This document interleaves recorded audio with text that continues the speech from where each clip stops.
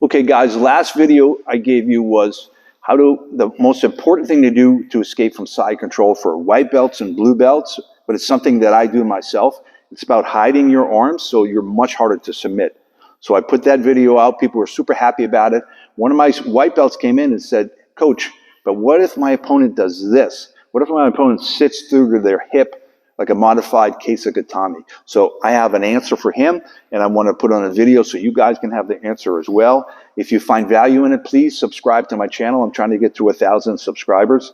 So I'm going to get right to it, show you what you need to do. So here's the situation again. I'm in the bottom of side control. I don't want to get submitted, so I do a good job of getting my hand inside here. So now my arms are protected and my neck is protected to a certain degree from submission. But Alex is so clever, he sits through now.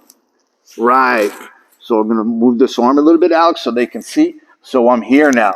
So my student says, "Coach, how do I get out?" If I just shrimp, he's going to come with me.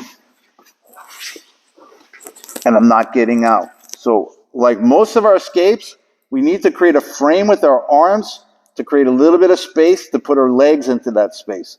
So the frame I need to do is I need to put my elbow right to the mat. So when it's to the mat, now I can make some space between his hips and my hips. So again, I'm going to shrimp away now, and I have some space to put my leg in. So my arm helps me, and my shrimp helps me make some space. I put my legs into there, and now I'm out. Maybe I can attack his arm. If he's particularly strong, sits through, and Alex is strong, believe me, I might have to bridge, like get some space off the mat. So I bridge and then shrimp out.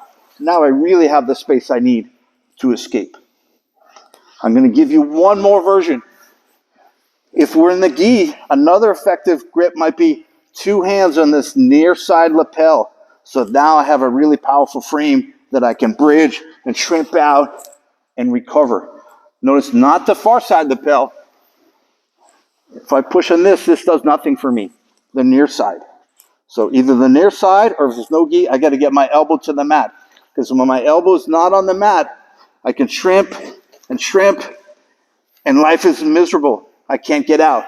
Get that elbow to the mat, bridge, shrimp, and now I'm out. Hope you like this video. Please subscribe. Thank you.